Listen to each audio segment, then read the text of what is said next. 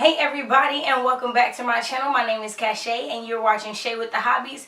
Today is day 6 of Kwanzaathon. We are almost over. It is December 31st, 2020, the very last day of what has been the craziest year in American history in like a long time, like in the history of the world. Like legitimately, it's just been a crazy freaking year. So today is day 6 of Kwanzaathon, and it is Kuumba, which means creativity. And so today we are talking about using creativity to further the Black community. And I'm going to talk about just a few different ways that it has been done, just to give you ideas on ways that you could do it in your daily life coming with 2021. Also, today we will be making vision boards, and I will also be hosting a Bring in the New Year, New Year's Eve live stream. So I'll be working on my vision board some more then, working on my 2021 mood board, and getting some words in to end out 2020 and bring in 2021. So I am super duper excited. Okay, so when we were sitting and having our meeting about what was going to happen for Kwanzaathon and who was going to host, like creativity, I was like, no, I want that day. Can I have that day? Can I? Luckily, the other days were easily taken by the other members of the Melanated Fam because they had days that they wanted, so I was able to keep this one.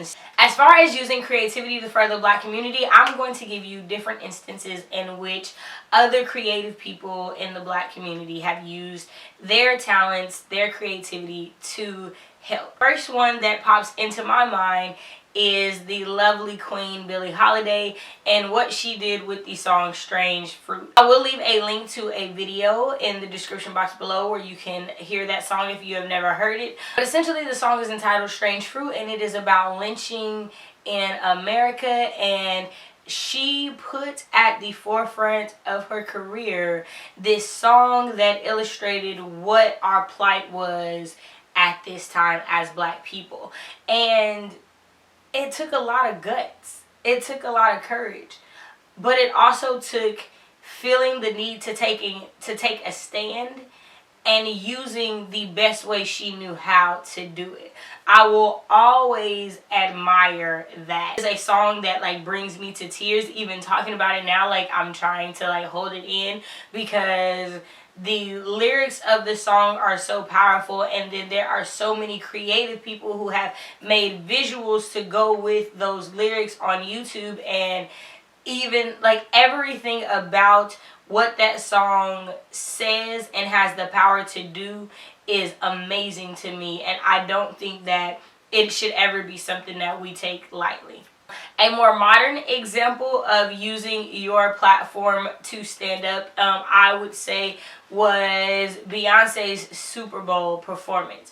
The reason I bring this up is because I remember it being such a big deal that she was proclaiming her Blackness and putting it in people's faces that SNL had a whole skit about when the world found out Beyonce was Black. It was just hilarious. I will link that in the description box below as well, because I just think it's funny and it just makes me laugh whenever I need a good laugh. Like I just go watch it. That, and then the Chadwick Boseman, which there we go. That will go right into my next person. My next person is Chadwick Boseman and how he used his creativity in the art of drama to bring forth Black heroes and Black stories. I fell in love with Chadwick when he was a veteran in Lincoln Heights, and he was dealing with going through PTSD and being a good big brother and adapting to being a good son and all these different things. And I remember thinking that that was like amazing, and I was like, yeah, I'm gonna keep my eye on this guy. And then he portrayed Jackie Robinson in the movie 42, and I was in college at the time, and I wept watching that movie. I wept for the strength that it took for Jackie Robinson to endure everything that he did, for his wife to endure everything she did. But I also wept at such a beautiful portrayal of this man that Chadwick Boseman did. Like, it was phenomenal. And then to go on and watch him become all the creative characters that he was. Like, he ended up being James Brown. And then, of course, we know and love him as the Black Panther. And I just remember feeling like this is a great black man to be an example to young black men. And he didn't have to choose the roles he chose, right? Like, he could have chose different ones. And I think he was very strategic in what he chose to take on. And I love, love, love that. And I am still dealing with the fact that he is no longer with us. And I'm not going to lie, I'm in complete denial about that fact. So there's that. Another creative person that I think uses their creativity to further the black community is the queen herself, N.K. Jemisin.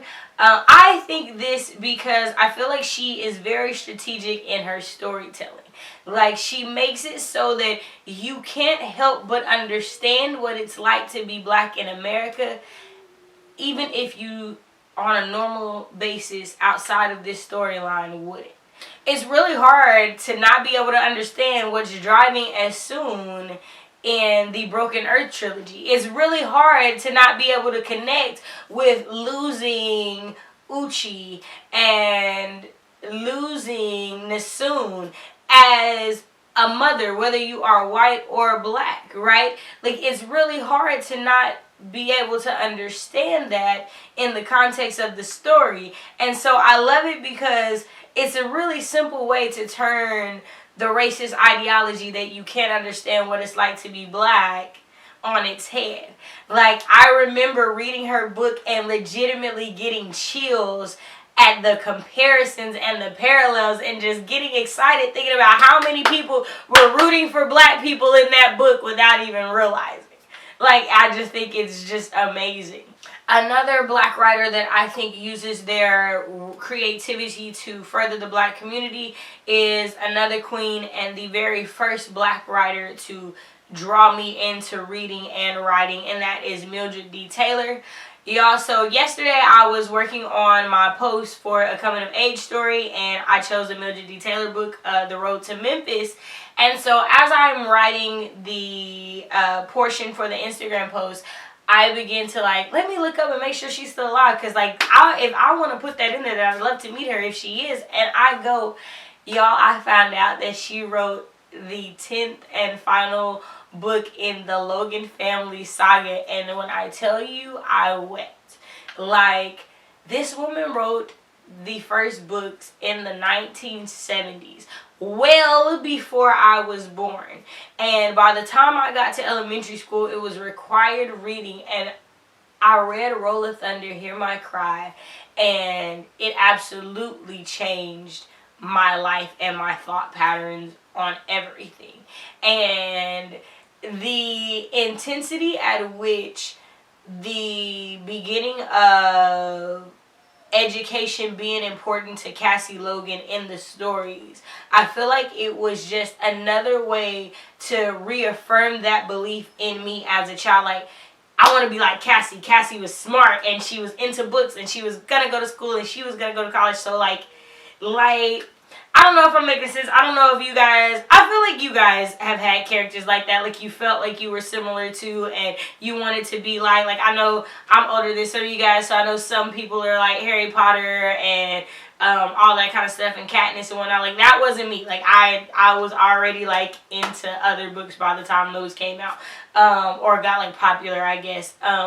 And so, y'all, I cried, and no lie, today I ordered that book in hardback, and I cannot wait for it to get here.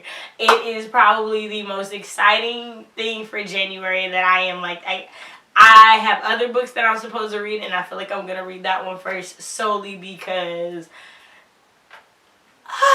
like, the 1970s to 2019, 2020 time frame, like, that is a long time to be writing, and I aspire to be that way. Like, I would love to have like that longevity of being able to carry a story. Like, that would just be awesome.